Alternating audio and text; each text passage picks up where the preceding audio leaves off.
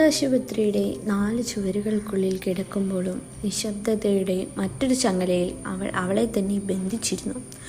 മുൻപിലുള്ള നീണ്ട ഇടനാഴികളിൽ നിന്നുയരുന്ന കാലൊച്ചയും പൊട്ടിച്ചിരികളുമൊന്നും അവളെ ഭയപ്പെടുത്തിയില്ല. ചിന്തകളിൽ പെട്ടുഴലുന്ന മനസ്സിൻ്റെ പ്രതിഫലമായോ എന്തോ മുഖത്തു നിസ്സംഗത മാത്രം നിറഞ്ഞു നിന്നു. അവളുടെ മുഖത്തേക്ക് നോക്കി നിൽക്കുമ്പോൾ അയാൾക്കൊന്നും മനസ്സിലാകുന്നുണ്ടായിരുന്നില്ല. ഇവിടെ വരുന്ന ഓരോരുത്തരും വ്യത്യസ്തരാണ്. എല്ലാ മനുഷ്യരിലുമുണ്ട് പല പല ഭാവങ്ങൾ.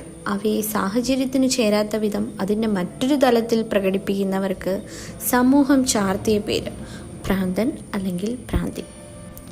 അതെ, ഇവിടെ നമ്മൾ കാണാൻ പോകുന്നത് ഒരു ഭ്രാന്തിയെയാണ്. സമൂഹം എങ്ങനെ അവളെ ആ ഇരുമ്പഴിക്കുള്ളിൽ എത്തിച്ചു എന്നുള്ളതാണ്. ഡോക്ടർ എന്നുള്ള മറ്റൊരാളുടെ വിളിയാണ് അയാളെ ചിന്തകളിൽ നിന്നും ഉണർത്തിയത്. ഒരു നിമിഷം കൂടി അവളെ നോക്കിയതിനു ശേഷം അയാൾ തിരിഞ്ഞു നടന്നു. പിറ്റേന്നും അയാൾ അവളെ കണ്ടു. വെളുത്തു കൊലുന്നനെയുള്ള ഒരു പെൺകുട്ടി. കണ്ടാൽ 20 വയസ്സ് മാത്രമേ തോന്നിക്കുകയുള്ളൂ. ക്ഷീണം ആ കണ്ണുകളിൽ തെളിഞ്ഞു കാണാം. ആ കുഞ്ഞു മുഖത്തെ നിസ്സംഗതയ്ക്കപ്പുറമുള്ള ചിന്തകളിലേക്ക് ഇറങ്ങിച്ചെല്ലാൻ, അവളെ അറിയാൻ ഒരു കൗതുകം തോന്നുന്നു. ഒരുപാട് രോഗികളുണ്ടിവിടെ. പല അനുഭവങ്ങളുള്ളവർ, സാഹചര്യം കൊണ്ട് ഭ്രാന്തന്മാരാവേണ്ടി വന്നവർ മുതൽ കാര്യകാരണം ഏതുമില്ലാതെ ഭ്രാന്തെന്ന് മുദ്ര കുത്തപ്പെട്ടവർ വരെ. ഇവൾ ഇതിലാരാണ്? താൻ വന്നിട്ടിപ്പോൾ ഒരാഴ്ച തികയുന്നതേ ഉള്ളൂ. പിറ്റേന്ന് ഒരു ഞായർ. അയാൾക്ക് അന്ന് ഡ്യൂട്ടി ഉണ്ടായിരുന്നില്ല. കൂടാതെ അവിടുത്തെ സീനിയർ ഡോക്ടറുടെ വീട്ടിലേക്ക് ക്ഷണവും ഉണ്ടായിരുന്നു. അവിടെ ചെന്ന് പരസ്പരമുള്ള പരിചയപ്പെടുത്തലിലേക്ക് കടന്നപ്പോഴേക്കും ഹോസ്പിറ്റലിൽ നിന്നുള്ള ഫോൺ വന്നിരുന്നു. ഡോക്ടർ, ആ കുട്ടി 105-ലുള്ള ആ കുട്ടി ശ്വാസം കിട്ടുന്നില്ല, പെട്ടെന്ന് വരൂ. പരിഭ്രാന്തമായ സ്വരമാണ് അവിടെ നിന്നും കേട്ടത്. പെട്ടെന്ന് തന്നെ സീനിയർ ഡോക്ടർ വണ്ടിയെടുത്തു. ഞങ്ങൾ ഇരുവരും അവിടെ ചെല്ലുമ്പോൾ ശ്വാസം കിട്ടാതെ മാലാഖമാരുടെ കയ്യിൽ കിടന്നു പിടയുന്നവളെയാണ് കണ്ടത്.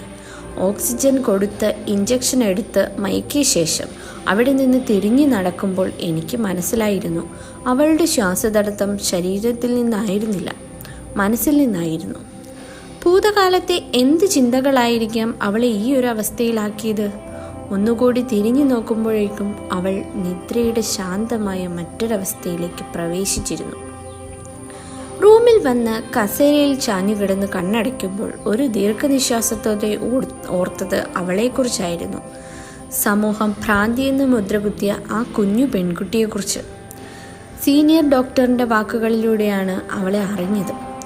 ഒരു സഹോദരൻ മാത്രമേ അവൾക്കുണ്ടായിരുന്നുള്ളൂ. കൂലിപ്പണിക്കാരനായ അയാൾക്ക് അവൾ ജീവനായിരുന്നു. ചെറുപ്പത്തിലെ അച്ഛനെയും അമ്മയെയും നഷ്ടപ്പെട്ടവൾക്ക് അയാളായിരുന്നു എല്ലാം. ഒരു കൊച്ചു ജീവിതം. അവിടെ അവരുടെ സന്തോഷങ്ങളും ദുഃഖങ്ങളും അവളുടെ കുറുമ്പുകളും സ്ഥാനം പിടിച്ചിരുന്നു. തന്നേക്കാൾ 6 വയസ്സിനിളയതായിരുന്ന തൻ്റെ കുഞ്ഞനുജത്തിയെ കാക്കയ്ക്കും പൂച്ചയ്ക്കും കൊടുക്കാതെ പൊതിഞ്ഞു പിടിച്ചു നടന്നു ആ ജ്യേഷ്ഠൻ. എവിടെയാണ് അയാൾക്ക് പിഴച്ചത്? പണിയും കഴിഞ്ഞ് വരുന്ന വഴിയിൽ അയാൾക്കുണ്ടായ ചെറിയ ഒരു ആക്സിഡൻറ്റ് തകർത്ത് കളഞ്ഞു അവരുടെ സന്തോഷങ്ങളെ, തളർത്തിക്കളഞ്ഞു ആ ശരീരത്തെ. ഏട്ടൻ്റെ ചിറകിനടിയിൽ വളർന്നവൾക്ക് സാഹചര്യത്തെ നോക്കി പകച്ചിരിക്കുവാൻ മാത്രമേ സാധിച്ചുള്ളൂ. എന്തു ചെയ്യണമെന്ന് അറിയാതെ സമൂഹത്തിൽ ഒറ്റപ്പെട്ടു പോയൊരു പെൺകുട്ടി. കട്ടിലിൽ കിടക്കുന്നവനെ വേദനിപ്പിച്ചത് അയാളുടെ അവസ്ഥയായിരുന്നില്ല, തൻ്റെ കുഞ്ഞനുജത്തിയുടെ മുഖമായിരുന്നു. വിദ്യാഭ്യാസം നൽകി, വസ്ത്രം നൽകി, പക്ഷേ തനിച്ചയാൾ സാഹചര്യങ്ങളെ നേരിടാൻ പഠിപ്പിച്ചില്ല. താൻ ഒരിക്കൽ പോലും ചിന്തിക്കാത്ത അവസ്ഥ അവിടെ തനിക്ക് പിടിച്ചിരിക്കുന്നു. ദിവസങ്ങൾ കടന്നുപോകെ കൂടുതൽ തളർന്നുപോയി അവൾ. ആരുമായും അടുപ്പമില്ല, വന്നു ചേർന്നതാണിവിടെ. അനാഥ എന്ന പേരിൽ സമൂഹം മാറ്റി നിർത്തിയപ്പോഴും താങ്ങും തണലുമായി ഏട്ടൻ ഉണ്ടായിരുന്നു. അതുകൊണ്ട് തന്നെ മറ്റൊന്നും തന്നെ അലട്ടിയിരുന്നില്ല. സന്ധ്യയായി കഴിഞ്ഞാൽ മുറ്റത്തിനരികിൽ നിന്ന് കേൾക്കുന്ന പല പല ശബ്ദങ്ങൾ, ചൂളം വിളികൾ ഇരുളിനെ പോലും ഭയപ്പെടുവാൻ അവളെ പ്രേരിപ്പിച്ചു.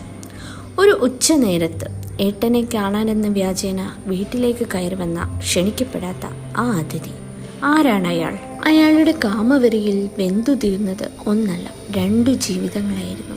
തൻ്റെ കുഞ്ഞനുജത്തിയെ അവൻ കടിച്ചു കുടയുന്നത് കാണാൻ നിൽക്കാതെ ചങ്കുപൊട്ടി ഒരു നിമിഷം മുന്നേ ആ സഹോദരൻ മറ്റൊരു ലോകത്തേക്ക് യാത്രയായിരുന്നു. വീട്ടിൽ നിന്ന് പുറത്തേക്കൊഴുകിയ ദുർഗന്ധത്തിൽ നിന്നും ആളുകൾ അറിഞ്ഞു. തൻ്റെ എല്ലാമായ ഏട്ടൻ തന്നെ വിട്ടു പോയതുപോലും അറിയാതെ അവൾ ഭ്രാന്താശുപത്രിയുടെ 4 ചുവരുകൾക്കുള്ളിൽ ഭ്രാന്തിയായി മാറി. പക്ഷേ പിറ്റേന്ന് അവളെ അയാൾ കാണുമ്പോൾ തലേന്നുണ്ടായിരുന്ന ശ്വാസതടസ്സം അവളെ അലട്ടിയിരുന്നില്ല. ചിന്തകളുടെ ലോകത്തായിരുന്നു അവൾ. ആ മുഖത്തെ നിസ്സംഗതയ്ക്കപ്പുറം അവളുടെ കണ്ണുകളിലേക്ക് നോക്കിയാൽ അവയിൽ ഭയമില്ലായിരുന്നു. ഇരുട്ടിനെയോ നിശബ്ദതയോ മറ്റൊന്നിനെയും അവൾ ഭയന്നിരുന്നില്ല. അവളിൽ നിന്ന് പിന്തിരിഞ്ഞ് നടക്കുമ്പോൾ അയാൾ വെറുതെ ചിന്തിച്ചു, എന്തിന് അവൾ ഭയക്കണം? അവൾ ഭ്രാന്തിയാണ്. അതിനെല്ലാം ഉപരി ഇന്ന് ഭ്രാന്തുള്ളവരുടെ മാത്രം ലോകവും.